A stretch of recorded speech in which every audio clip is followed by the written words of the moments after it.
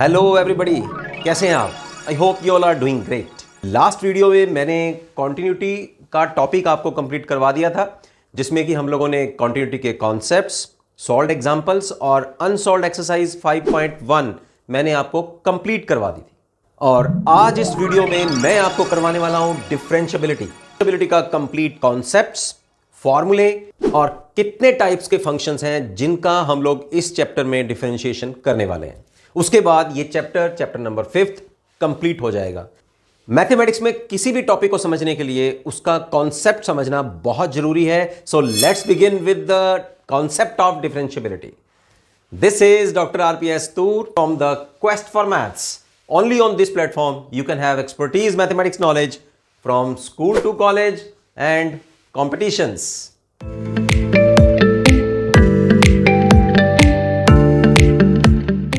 अभी इस चैनल पर आप नए हैं तो जल्दी से इस चैनल को सब्सक्राइब कर लीजिए। इंस्टा और व्हाट्सएप पर भी इस चैनल को फॉलो कर लीजिए, क्योंकि वहां पर भी आपको बहुत ही शॉर्ट वीडियोस में आपके क्विक क्वेश्चंस के क्विक आंसर्स अवेलेबल हैं। तो स्टार्ट करते हैं differentiability. Before to start our topic for the class 12th differentiability, let's recall some फॉर्मूले फ्रॉम अवर 11th क्लास। बच्चों, आप लोगों को पता है कि 11th क्लास में हम लोगों ने ऑलरेडी डिफरेंशिएबिलिटी का एक इंट्रोडक्टरी पार्ट, कुछ फॉर्मूले हम ऑलरेडी कर चुके हैं। तो वहां से ही इसकी स्टार्टिंग करते हैं, क्योंकि जिन बच्चों को अभी तक 11th का डिफरेंशिएबिलिटी का टॉपिक समझ में नहीं आया या उन्होंने अभी तक नहीं किया, तो इस टॉपिक को समझने में थोड़ी सी दिक्कत आ सकती है आपको। ओके, सो मैं ये कहूंगा आपको कि मैं इस चैप्टर के डिस्क्रिप्शन में आपको 11th क्लास का जो हम लोगों ने लिमिट और डिफरेंशिएबिलिटी का चैप्टर किया था, उसका लिंक मैं यहां आपको अवेलेबल करवा दूंगा। आपके लिए गोल्डन अपॉर्चुनिटी है कि अगर आपको अब तक वो टॉपिक थोड़ा दिमाग से स्किप हो गया है तो उसको फटाफट से रिफ्रेश कर लीजिए, क्योंकि डिफरेंशिएबिलिटी और लिमिट का टॉपिक यहां इस +2 के डिफरेंशिएबिलिटी के टॉपिक में यूज होने वाला है। Okay, so let's recall our differentiability for our 11th class. सबसे पहले बच्चों देख लेते हैं कि डिफरेंशिएबिलिटी या डिफरेंशिएशन, ये जो हम लोग नाम सुनने में आते हैं, इनका एक लिटरल मीनिंग क्या है? तो डिफरेंशिएट वर्ड का अगर हम लोग गूगल पे मतलब देखें तो आपको पता लगेगा डिस्टिंग्विश करना, डिस्क्रिमिनेट करना, यानी कि अलग अलग करके बताना, उसे अलग कर देना।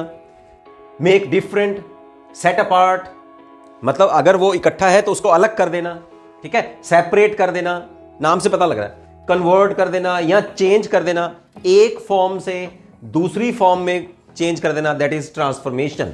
ओके, तो डिफरेंशिएट का मतलब क्या होएगा कि हम लोग कुछ ऐसी चीज करने जा रहे हैं कि जो हमें फंक्शन दिया हुआ है उसको हम लोग टुकड़े करने जा रहे हैं उसके, या उसको हम लोग बिखेरने जा रहे हैं, या उसको हम लोग अलग करने जा रहे हैं, या उसको हम लोग सेपरेट करने जा रहे हैं। तो यहां मैंने आपको मतलब बताया। अब आपके जो टॉपिक है, आपका जो +2 का सिलेबस है, उसमें आपको 2 टॉपिक सुनने को मिलेंगे। एक तो डिफरेंशिएशन, जैसे कि हम लोग अभी डिस्कस कर रहे हैं। एक आपके सामने आएगा integration.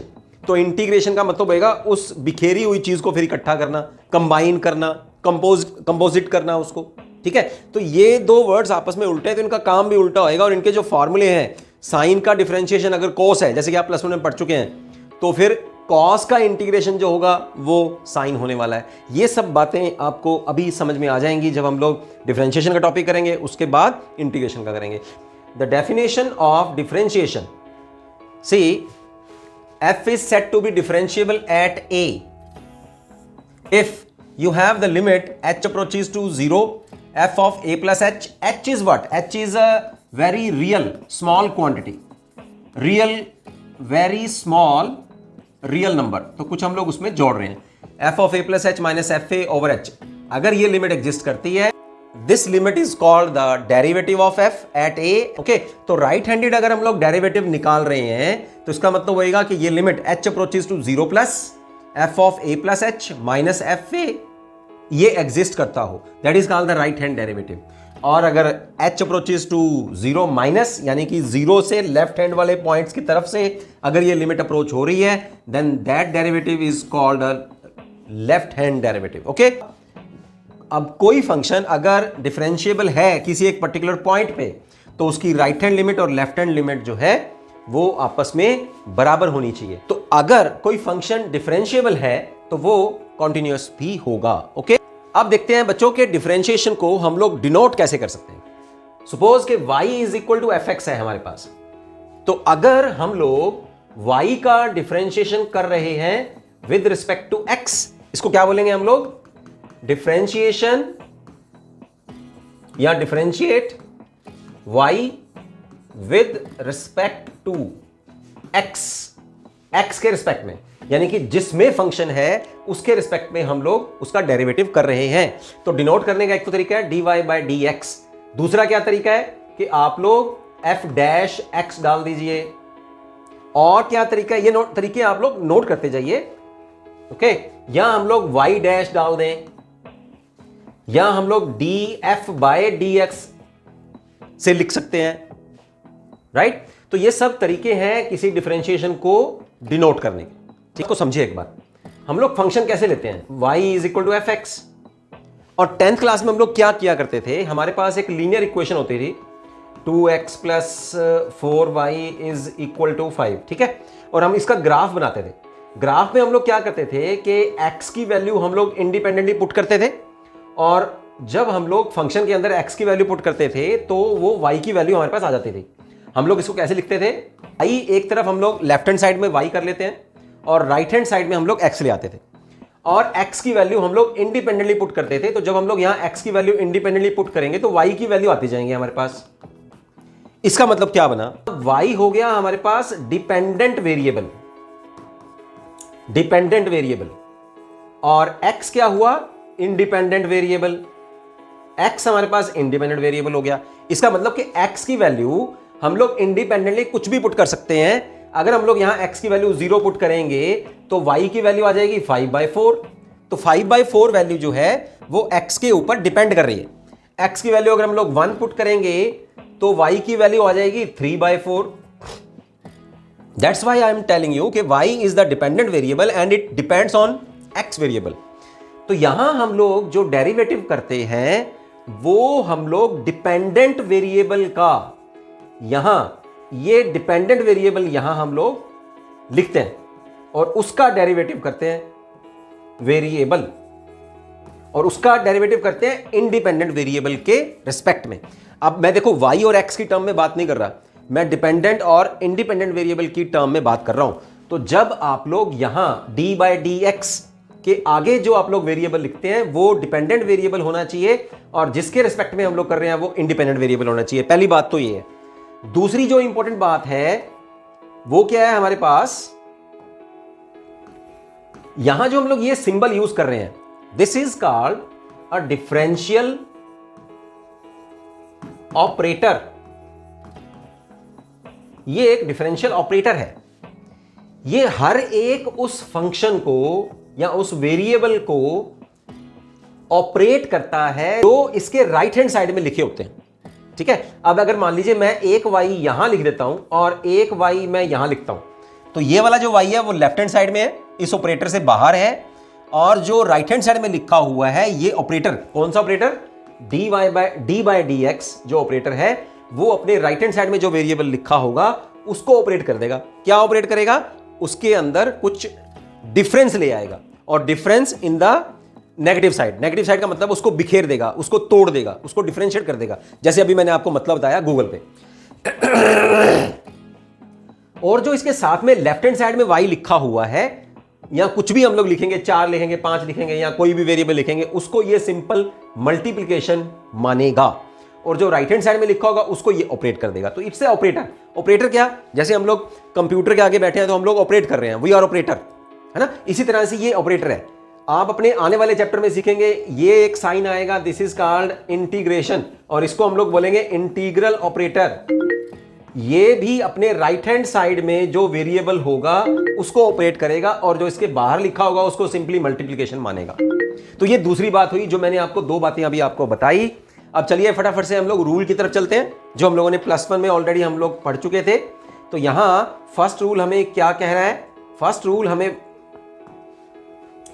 That is a constant rule, D by D x of constant, purely constant. अगर इसमें कोई वेरिएबल नहीं है तो कांस्टेंट का डेरिवेटिव हमेशा 0 होता है। फिर एक power rule that is much important here, X की पावर्स के लिए D by D x of x power N, N is any real number. Okay, चाहे वो कोशेंट भी हो सकता है, नेगेटिव इंटीजर भी हो सकता है, पॉजिटिव इंटीजर भी हो सकता है, फ्रैक्शन भी हो सकता है। सो x पावर n, तो क्या होगा n आपके, जब आप डेरिवेटिव कर लेंगे तो डेरिवेटिव क्या होगा, देखिए ये राइट हैंड साइड में लिखा हुआ है ऑपरेटर के, तो क्या होगा, जो पावर है वो एक बार आगे मल्टीप्लाई हो जाएगी और उस पावर में एक माइनस हो जाएगा। ठीक है, जैसे अगर हम लोग एक एग्जांपल लें, वैसे एग्जांपल अभी हमारे पास आने भी वाली हैं, एक्स स्क्वायर है तो 2 पावर है, पहले 2 आगे मल्टीप्लाई हो जाएगा और 2 में से 1 माइनस हो जाएगा। सो this is the differentiation of x powers 2। अब आ रहा है हमारे पास चेन रूल, या उसको हम प्रोडक्ट रूल भी कह देते हैं, या यूवी रूल भी हम लोग उसको कह देते हैं। ठीक है, यहां u जो है that is a function of x and v is another function of x, तो इसको आप लोग यूवी रूल भी कह सकते हैं। ठीक है, अब इस यूवी रूल हमें ये कहता क्या है, ये हमें कह रहा है, सो यूवी रूल हमें क्या बताता है कि हमारे पास अगर दो फंक्शंस की मल्टीप्लिकेशन हो और दोनों ही फंक्शन जो है वो इंडिपेंडेंट वेरिएबल x के दोनों ही फंक्शन हो जिसके रिस्पेक्ट में हम लोग डेरिवेटिव कर रहे हैं, तो फर्स्ट फंक्शन का derivative second as it is plus first function as it is second का डेरिवेटिव। ठीक है, जैसे यहां से क्या पता लग रहा है, u dash v plus u v dash. इसी तरह से हमारे पास, इसको हम लोग चेन रूल भी कह देते हैं। ठीक है, कोशेंट रूल, कोशेंट रूल क्या है कि अगर दो फंक्शन सेम वेरिएबल के हैं, उनका कोशेंट हमारे पास है, यानी कि डिवीजन है, एक फंक्शन दूसरे को डिवाइड कर रहा है, उसका डेरिवेटिव हम लोग निकाल रहे हैं, तो ये क्या होगा, जो नीचे वाला फंक्शन है जो हमारे पास डिनोमिनेटर में है, उसका सबसे पहले स्क्वायर कर दीजिए डिनोमिनेटर में ही, फिर उसको एज इट इज नोमरेटर में एज इट इज लिख दीजिए, और जो नोमरेटर में फंक्शन है f, उसका एक बार डेरिवेटिव कर दीजिए माइनस, फिर फर्स्ट फंक्शन जो नोमरेटर में था वो एज इट इज, और डिनोमिनेटर वाले फंक्शन का डेरिवेटिव, डैश का मतलब है डेरिवेटिव आप लोगों ने करना है। जैसे मैंने आपको डेरिवेटिव लिखने के तरीके बताए थे कि आप y dy बाय dx के तरीके से लिख सकते हैं, y डैश कर सकते हैं या y1 कर सकते हैं। ठीक है, ये सारे तरीके हैं हमारे पास डेरिवेटिव को लिखने के। अब हमारे पास आ रहा है एक और चेन रूल कि अगर फंक्शन के अंदर फंक्शन हो, जैसे यहां f is a function of gx and g is a function of x, तो कंपोजिट फंक्शन है। अब क्या करेंगे, सबसे पहले आपने क्या करना है, बाहर वाला जो फंक्शन है f, ठीक है, जो gx का फंक्शन है, उसका डेरिवेटिव कर दीजिए, तो ये हो गया f डैश gx, और फिर अंदर वाले फंक्शन का gx का डेरिवेटिव कर दीजिए। क्लास 11th के कुछ फॉर्मूले भी हम लोग देख लेते हैं जो हम लोगों ने अपनी जूनियर क्लास में यूज किए थे। Differentiation of x power n, n x n minus 1, जैसे मैंने अभी आपको बताया। Differentiation of trigonometric function sin x is cos x, differentiation of cos x is minus sin x, differentiation of tangent x is equal to secant square x, differentiation of cot x is minus cosecant square x, differentiation of secant x is secant x tangent x, and differentiation of cosecant x is equal to minus cosecant of x into cot of x। तो ये फार्मूले भी आप याद रखिए। अब हम चलते हैं 12th क्लास की ओर, हमारा मेन टॉपिक डेरिवेटिव्स।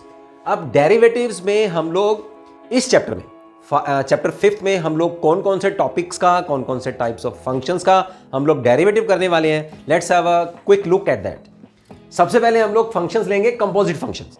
जैसे कंपोजिट फंक्शंस हम लोग 12th क्लास में सीख भी चुके हैं कि फंक्शन के अंदर फंक्शन, दो फंक्शंस का, तीन फंक्शंस का हमारे पास कंपोजिशन होगा, उस टाइप के फंक्शंस का हम लोग डेरिवेटिव्स करेंगे। फिर इंप्लिसिट फंक्शन, ऐसे फंक्शन जिसमें डिपेंडेंट वेरिएबल और इंडिपेंडेंट वेरिएबल्स को हम लोग सेपरेट ना कर पाएं।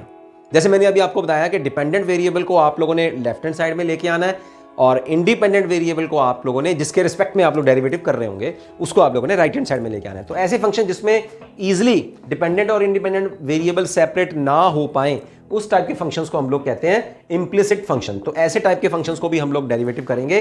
फिर इनवर्स ट्रिग्नोमेट्रिक फंक्शंस, ट्रिग्नोमेट्री आपको पता ही है, इनवर्स ट्रिग्नोमेट्रिक फंक्शंस का भी डेरिवेटिव करेंगे। एक्सपोनेंशियल फंक्शंस कौन कौन से हो सकते हैं, वो a power x, e power x, तो इस टाइप के फंक्शंस का भी हम लोग डेरिवेटिव करेंगे।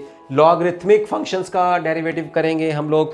फंक्शंस इन पैरामीट्रिक फॉर्म, यानी कि ऐसे फंक्शन जिसमें y और x जो हैं वो डायरेक्टली रिलेटेड ना हो, they are indirectly related with the help of some other variable. जैसे मैं कहूं कि y जो है वो एक t वेरिएबल से रिलेटेड है और x भी जो है वो अनदर t वेरिएबल से रिलेटेड है, तो x और y डायरेक्टली रिलेटेड नहीं है, बट एक अनदर वेरिएबल है that is an independent variable t, उसके द्वारा आपस में वो रिलेटेड है। तो ऐसे टाइप के फंक्शंस का भी हम लोग डेरिवेटिव करेंगे। और 7th टॉपिक जो इस चैप्टर में हमारा आएगा वो है हायर ऑर्डर डेरिवेटिव्स। और हायर ऑर्डर डेरिवेटिव्स में भी हम लोग केवल और आपके सिलेबस में second order derivatives will be there to solve. Okay, so let's begin with our topic composite functions. कुछ एग्जांपल से हम लोग समझ लेते हैं कि कंपोजिट फंक्शंस का डेरिवेटिव किस तरीके से किया जाता है। ठीक है, कंपोजिट फंक्शंस के बारे में तो आपको पता है कि फंक्शंस के अंदर फंक्शन होता है। ठीक है, जैसे अब यहां हमारे पास एक फंक्शन गिवन है fx is equal to sine of x square.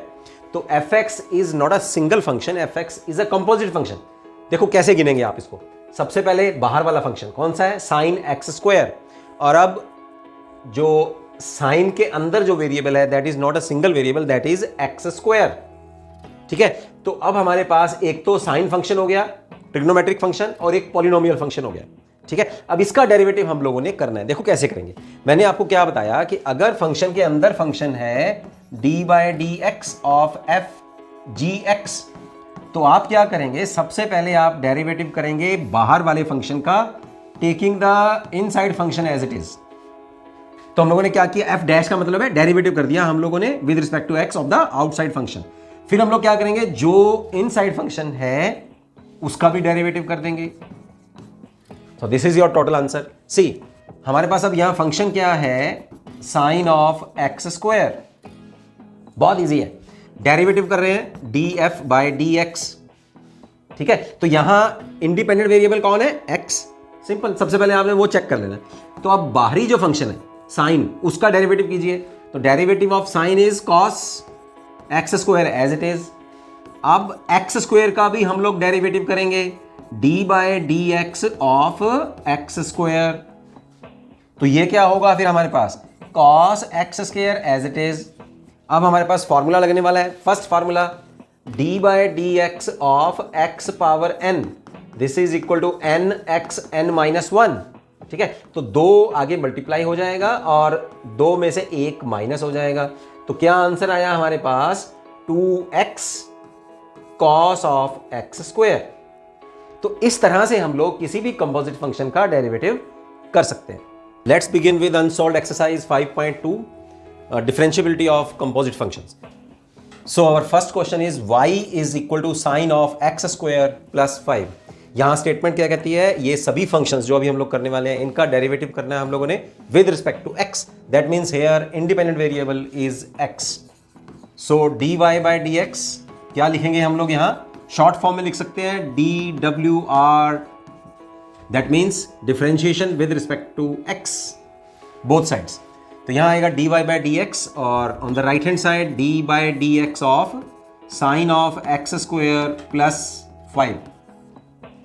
ठीक है, अब इसका डेरिवेटिव कर देते हैं। देखिए अब फंक्शन के अंदर फंक्शन है, सबसे पहला फंक्शन कौन सा है, साइन। साइन के अंदर कौन सा है, एक्स स्क्वायर प्लस 5।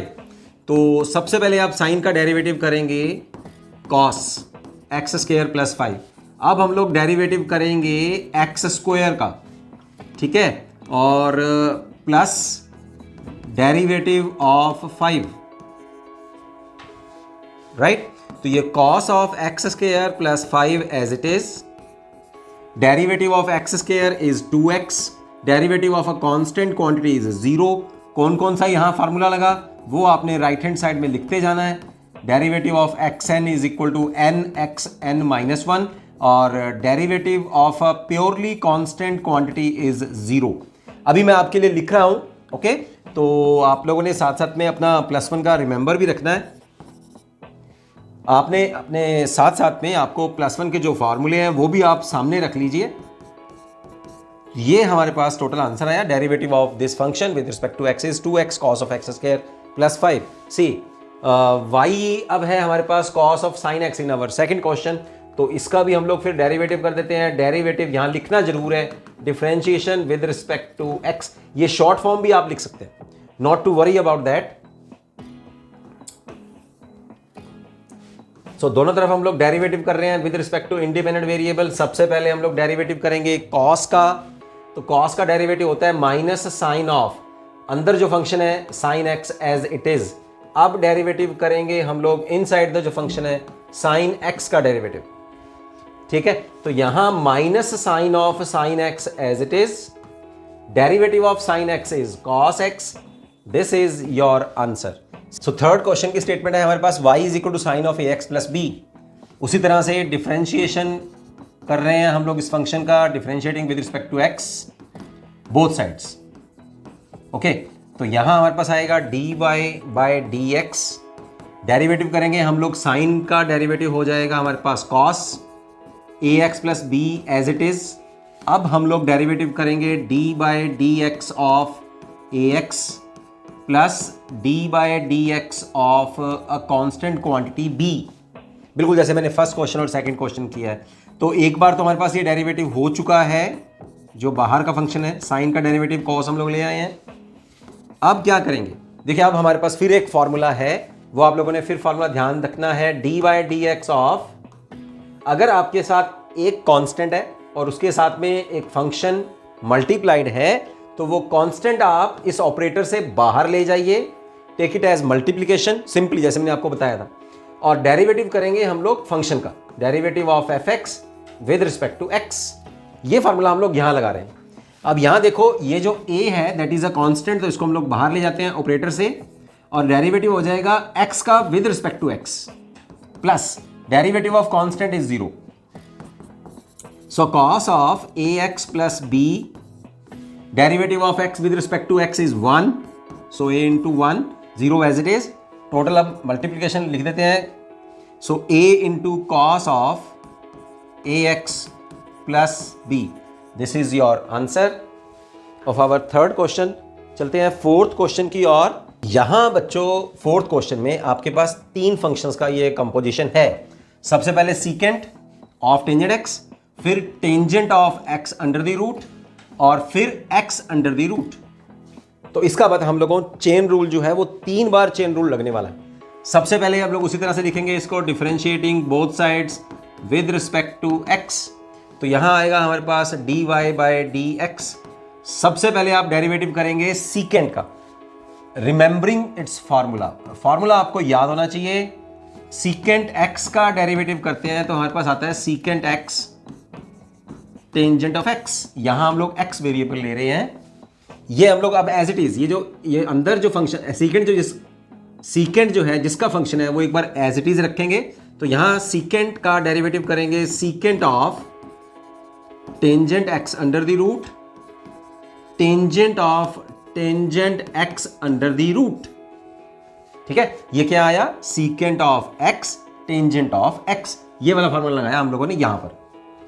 अब एक बार हो गया हमारे पास बाहर वाले फंक्शन का डेरिवेटिव, अब अंदर वाले फंक्शन का डेरिवेटिव करते हैं, d by dx of tangent of x under the root, ये एज इट इज रखेंगे, secant of tangent x under the root, tangent of x under the root. चलिए अब इसका करते हैं। अब ये भी कंपोजिट फंक्शन है, एक खुद टेंजेंट है और एक अंदर जो उसका जिसका फंक्शन है वो x अंडर द रूट है। तो टेंजेंट का डेरिवेटिव हमारे पास क्या होता है, that is secant of x under the root.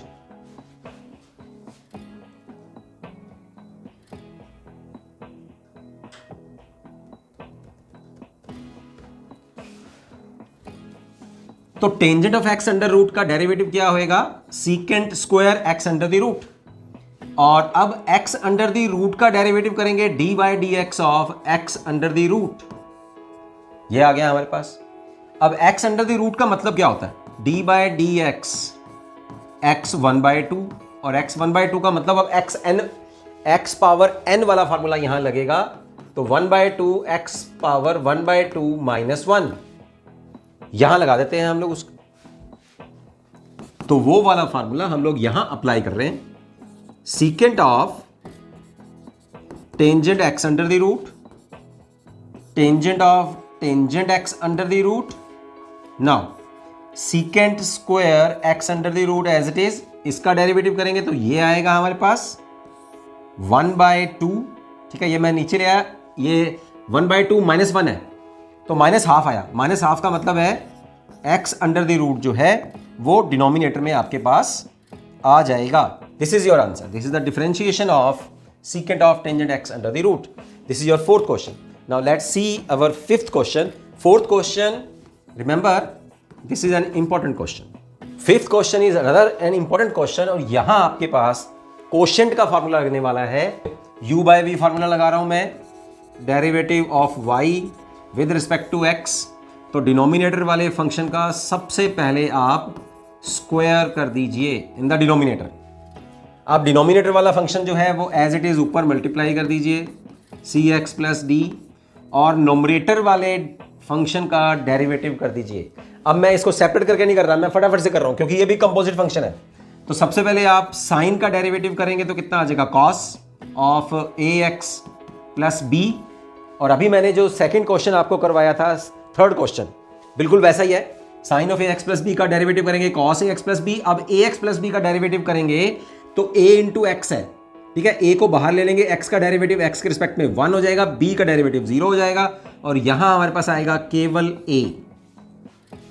अब करते हैं हम लोग, देखिए डिनोमिनेटर वाला फंक्शन एज इट इज, अब नोमरेटर का डेरिवेटिव किया था, अब नोमरेटर वाला फंक्शन एज इट इज रखेंगे, sine of ax plus b as it is, ठीक है। और डिनोमिनेटर वाले फंक्शन जो हमारे पास cos of c x plus d था उसका डेरिवेटिव कर देते हैं। तो सबसे पहले कॉस का, क्योंकि ये भी कंपोजिट फंक्शन है, कॉस का डेरिवेटिव करेंगे तो minus sine of c x plus d. अब सी एक्स प्लस डी का डेरिवेटिव करेंगे तो c as it is, x का डेरिवेटिव 1, तो c as it is, x का डेरिवेटिव 1 और डी कांस्टेंट है, तो यहां आ गया c प्लस 0, ठीक है। अब इसको कंप्लीटली आप सेट करके हम लोग लिख देते हैं। आप चाहें तो इस स्टेप पे ही आप आंसर को छोड़ के आ सकते हैं, अगर आप चाहें तो। अब देखिए यहां cos of c x plus d power 1 है, यहां स्क्वायर है, तो हर एक टर्म के साथ में cos स्क्वायर सी एक्स प्लस डी से आप डिवाइड कर दीजिए। तो ये क्या बनेगा, ध्यान से देखिए, a of cos ax plus b, यहां इसकी एक पावर है, एक पावर से इसके कैंसिल हो जाएगी, तो डिनोमिनेटर में मेरे पास बचेगा cos of c x plus d बचेगा, उसको आप नोमिनेटर में लाएंगे तो वो बन जाएगा आपके पास secant of c x plus d, ठीक है। ये एक पावर कैंसिल हुई, एक पावर जो नीचे डिनोमिनेटर में रहेगी वो हम लोग नोमिनेटर में लाके 1 over cos means secant of c x plus d plus, अब यहां करिए इसको, ये चीज sine of c, sine of a x plus b as it is. अब यहां कॉस की दो पावर्स हैं, सी एक्स प्लस डी और c x plus d angle same है, तो एक पावर हम लोग साइन के साथ में एडजस्ट कर लेते हैं, sine of c x plus d over cos of c x plus d, तो वो क्या बन जाएगा, tangent of c x plus d. और एक जो पावर नीचे एज इट इज बचेगी उसको अब ऊपर लाएंगे तो वो कॉस का हो जाएगा हमारे पास secant of c x plus d. तो ये हमारे पास एक अनदर फॉर्म बनती है आंसर की, तो आप इस वाले स्टेप को इस तरह से बना के भी आप आंसर छोड़ सकते हैं। तो ये हमारे पास फिफ्थ क्वेश्चन हुआ। Let's now begin with our sixth question. Sixth question बच्चों हमारे पास दो फंक्शंस का मल्टीप्लिकेशन है, ओके। तो यहां जो मैंने +1 का आपको फॉर्मूला बताया वो फॉर्मूला हम लोग यहां यूज करने वाले हैं, d by d x of u into v, both u and v are functions of x।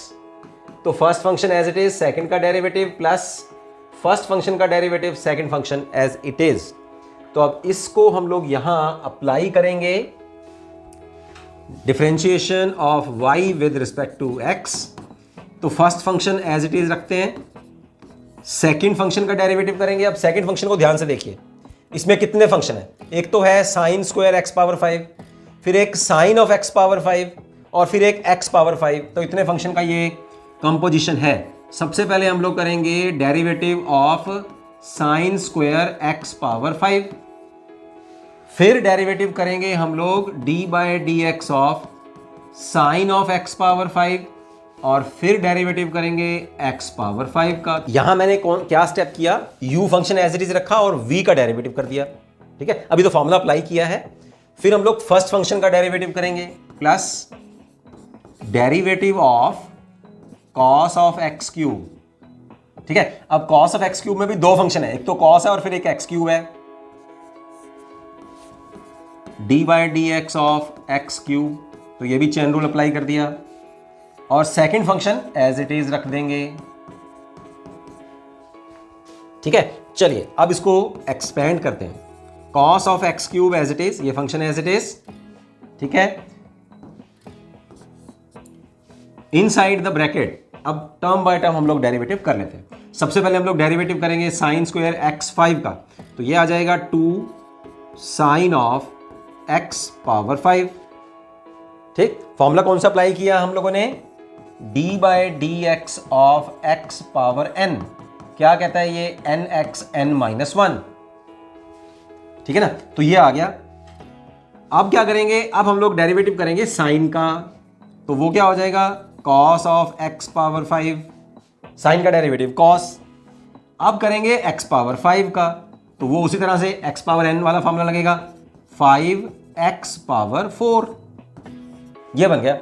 क्या था, u को एज इट इज रखा, v का डेरिवेटिव, अब v को एज इट इज रखेंगे plus sine square x power 5 as it is, और u का डेरिवेटिव यानी कि अब इसको एक्सपेंड करने वाले हैं हम लोग, derivative of cos of x cube that is minus of sine x cube, x cube का डेरिवेटिव करेंगे तो ये आएगा 3x स्क्वायर। अब बस हम लोगों को इसको थोड़ा सा सेट करना है, you will have the complete answer. This is the differentiation of this function, okay. और रूल क्या लगा यहां हमारे पास, चेन रूल कह लीजिए या इसको हम लोग प्रोडक्ट रूल कहते हैं, ये बात आपको ध्यान रखनी है, ठीक है। क्वेश्चन की स्टेटमेंट देखिए बच्चों, y is equal to 2 cot of x square under the root. तो यहां देखो कितने फंक्शन आ गए, सबसे पहले अंडर रूट वाला फंक्शन हुआ inside the cot of x square, फिर कॉट वाला फंक्शन हुआ, और फिर एक्स स्क्वायर हो गया। टर्म बाय टर्म इसका हम लोग डेरिवेटिव करते हैं, derivative of y with respect to x, 2 को एज इट इज रखेंगे।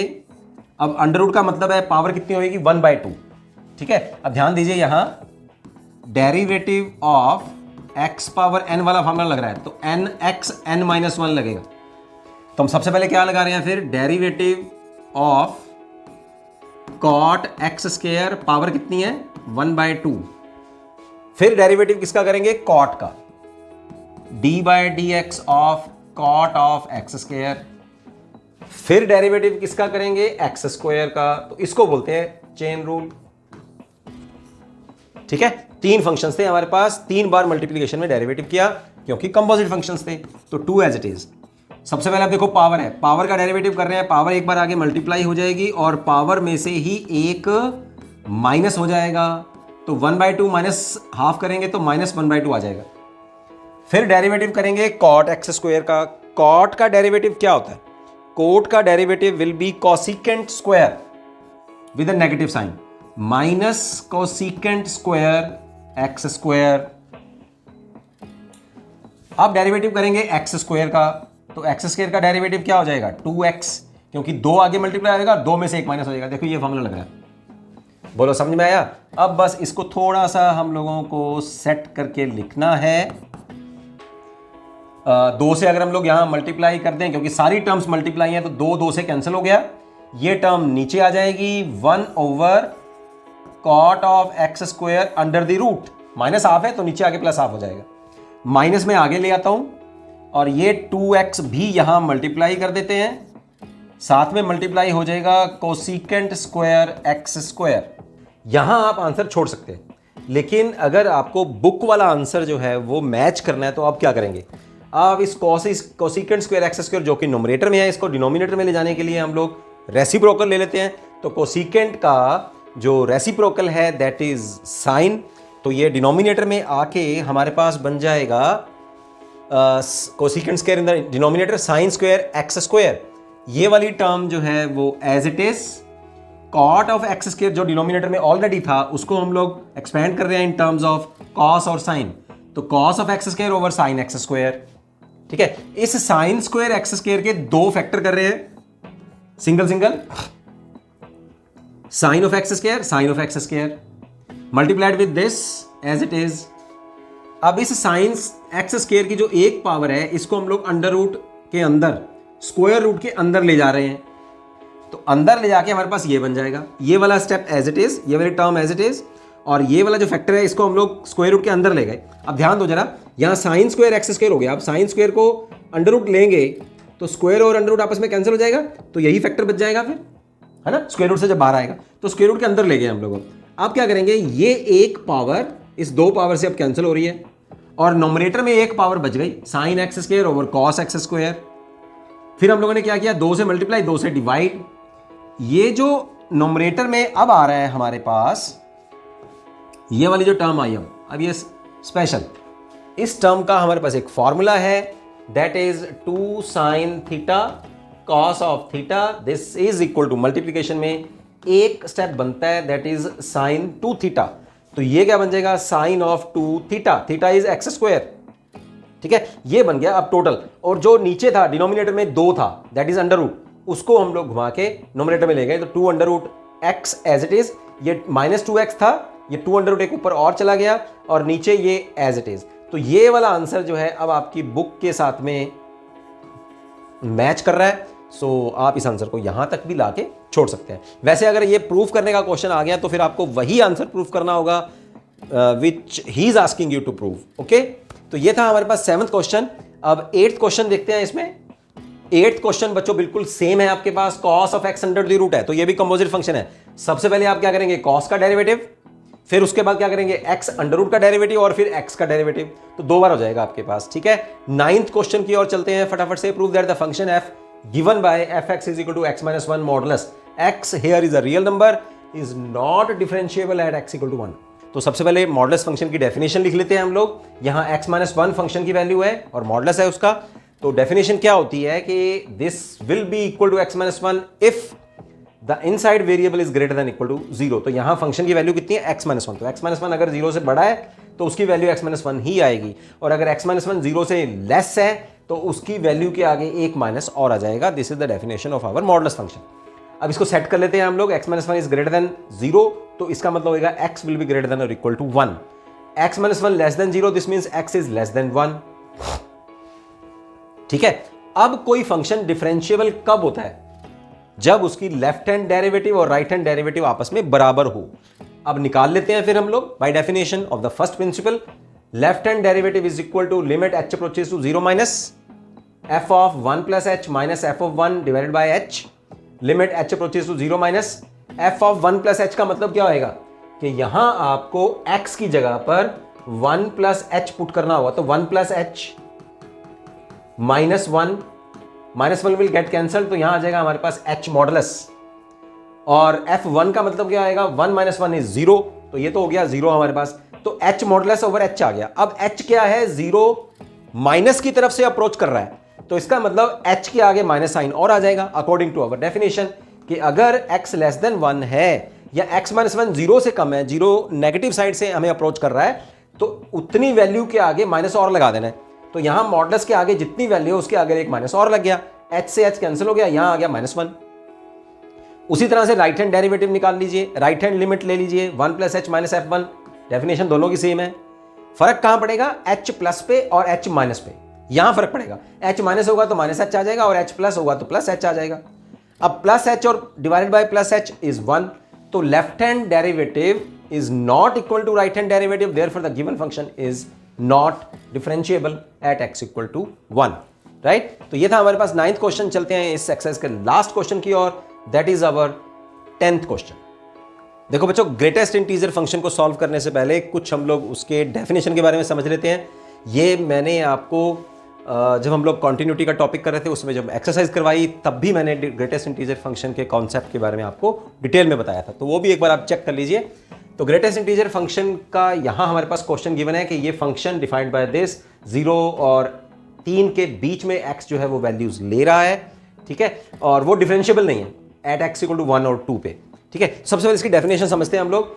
When value of x is a complete integer, तो ग्रेटेस्ट इंटीजर वैल्यू क्या आएगी, वो भी कंप्लीट इंटीजर ही आएगी। अगर एक कंप्लीट इंटीजर है, इंटीजर में कुछ जोड़ रहे हैं तो वैल्यू कितनी आएगी, जो उसमें इंटीग्रल पार्ट है वो एज इट इज आ जाएगा। इंटीजर में अगर कुछ माइनस कर रहे हैं तो उस इंटीजर से एक कम वैल्यू हम लोग लेंगे। एक्चुअली इंटीजर क्या है, यहाँ 1 में से कुछ माइनस कर रहे हैं, that is very small quantity, that's why it comes out to be 0.9999। ठीक है, इसका मतलब है 1 में हम लोग 0.0001 माइनस कर रहे हैं। ठीक है, तो ये वैल्यू आ गई 0.999। तो अब ग्रेटेस्ट इंटीजर इसमें क्या होगा, ग्रेटेस्ट इंटीजर इज 0, और 0 कैसे आया, 1 में 1 माइनस करने पे आया, यानी कि 1 से जो पिछला वाला इंटीजर है क्योंकि यहाँ 1 कंप्लीट इंटीजर है, 1 से कंप्लीट पिछला इंटीजर कौन सा है 0, तो वो आ जाएगा। 2 इंटीजर है तो 2 आ गया। अब 2 से अगर कम है तो पिछला इंटीजर ले लेंगे 2 से, कौन सा आएगा 1। इसी कॉन्सेप्ट को यहां लगाते हैं हम लोग। अब हम लोगों को डिफरेंशिएबिलिटी चेक कहां करनी है, 1 और 2 पे। तो अगर x की वैल्यू 1 है तो ग्रेटेस्ट इंटीजर 1 होगा। 1 में अगर कुछ ऐड कर रहे हैं, यानी कि right hand derivative, right hand limit ले रहे हैं, तो कुछ ऐड कर रहे हैं। अब ऐड करें तो एज इट इज उसमें ग्रेटेस्ट इंटीजर की वैल्यू क्या होती है, 1 होती है। और उसमें अगर कुछ सब्ट्रैक्ट करें, स्मॉल क्वांटिटी अगर हम लोग सब्ट्रैक्ट करें, स्मॉल रियल नंबर, तो इससे पिछले वाला जो वैल्यू होएगी, जो ग्रेटेस्ट जो इंटीजर होगा, that will be the value of greatest integer function. अब 2 कंप्लीट है तो 2 as it is greatest integer function की वैल्यू होएगी। 2 में कुछ ऐड कर रहे हैं तो उसमें जो ग्रेटेस्ट इंटीजर होगा वो 2 ही होने वाला है। 2 में कुछ माइनस कर रहे हैं तो पीछे वाला एक पीछा, 2 से पीछे एक क्या है, 2 - 1, that is 1 will be the value of the greatest integer. इस कॉन्सेप्ट को हम लोग लगाते हैं क्वेश्चन को सॉल्व करने के लिए। तो यहां हमारे पास fx की वैल्यू क्या है, ग्रेटेस्ट इंटीजर फंक्शन x, और x 1 पे चेक करते हैं। अब कोई फंक्शन, जैसे हम लोगों ने पिछले क्वेश्चन में किया मॉडुलस वाले फंक्शन में, कोई फंक्शन डिफरेंशियल कब होता है, जब उसका लेफ्ट हैंड डेरिवेटिव और राइट हैंड डेरिवेटिव आपस में बराबर होते हैं। तो लेफ्ट हैंड डेरिवेटिव निकाल लेते हैं। फिर limit h approaches to 0, function f1 + h - f1 divide by h। तो फंक्शन की वैल्यू 1 + h पे निकाल लेते हैं। तो यहां क्या आएगी, 1 + h - f1 ग्रेटेस्ट इंटीजर। इनका ग्रेटेस्ट इंटीजर हम लोग अभी निकालेंगे। अब ध्यान से देने वाली बात है, यहां 1 + h, और h क्या कर रहा है, 0 माइनस से अप्रोच कर रहा है। 0 माइनस से अप्रोच करने का मतलब है कि उसमें से कुछ माइनस हो रहा है, 1 में कुछ माइनस हो रहा है। तो अगर 1 में कुछ माइनस हो रहा हो तो उसमें ग्रेटेस्ट इंटीजर क्या बचेगा, उससे एक पिछले वाला, यानी कि 1 + h की वैल्यू आएगी 0, और यहां कितनी आएगी, -1 डिवाइडेड बाय h, और यहां h अप्रोचेस टू 0 माइनस। अब यहां कितना आया, -1, अगर 0 यहां पुट करते हैं तो 0 आ जाएगा नीचे डिनोमिनेटर में, और ये क्या है, नॉट डिफाइंड। तो लेफ्ट हैंड डेरिवेटिव तो डिफाइंड ही नहीं है इसका, तो ये क्या है, नॉट डिफाइंड। तो यहां बच्चों लेफ्ट हैंड डेरिवेटिव तो डिफाइंड ही नहीं हुआ, क्योंकि नीचे h कैंसिल नहीं हुआ, डिनोमिनेटर में बच गया। अब लिमिट डालेंगे तो डिनोमिनेटर में 0 आ जाएगी। राइट हैंड डेरिवेटिव चेक कर लेते हैं। तो यहां से वैसे आप आंसर दे सकते हैं इसका कि भाई डेरिवेटिव डिफाइन ही नहीं हो रहा, तो डेरिवेटिव एग्जिस्ट ही नहीं करता। फिर चलिए फटाफट से अब राइट हैंड डेरिवेटिव हम लोग निकाल लेते हैं। h approaches to 0 plus f(1 + h - f(1) divided by h, limit of h approaches to 0 plus, यहां ग्रेटेस्ट इंटीजर की वैल्यू निकालेंगे, 1 + h minus greatest integer 1 divided by h। अच्छा अब क्या आएगा, अब h 0 प्लस को अप्रोच कर रहे हैं ना, इसका मतलब 1 में कुछ ऐड कर रहे हैं। पहले वो h क्या था, वो h will be a negative quantity, तो h में कुछ माइनस हो रहा था। अब यहाँ h में कुछ ऐड हो रहा है, तो ग्रेटेस्ट इंटीजर वैल्यू क्या आएगी, 1, और यहाँ क्या आएगा 1, और नीचे क्या आ जाएगा h अप्रोचेस टू 0 प्लस, तो 0/h आ गया, तो कितना आया 0। तो लेफ्ट हैंड डेरिवेटिव एग्जिस्ट नहीं करता, राइट हैंड डेरिवेटिव 0 आ रहा है, दोनों आपस में बराबर नहीं है। So this means that this given function fx is equal to greatest integer function of x is not differentiable at x equal to 1. Similarly आप 2 पे भी चेक कर सकते हैं। 2 पे लेंगे तो एज इट इज 2, 2 में कुछ ऐड करेंगे तो 2, और 2 में कुछ सब्ट्रैक्ट करेंगे तो -2 में माइनस कर देंगे 1, तो वहाँ 1 आ जाएगा। इस तरह से ये फंक्शन डिफरेंशिएबल नहीं है 1 पे भी और 2 पे भी।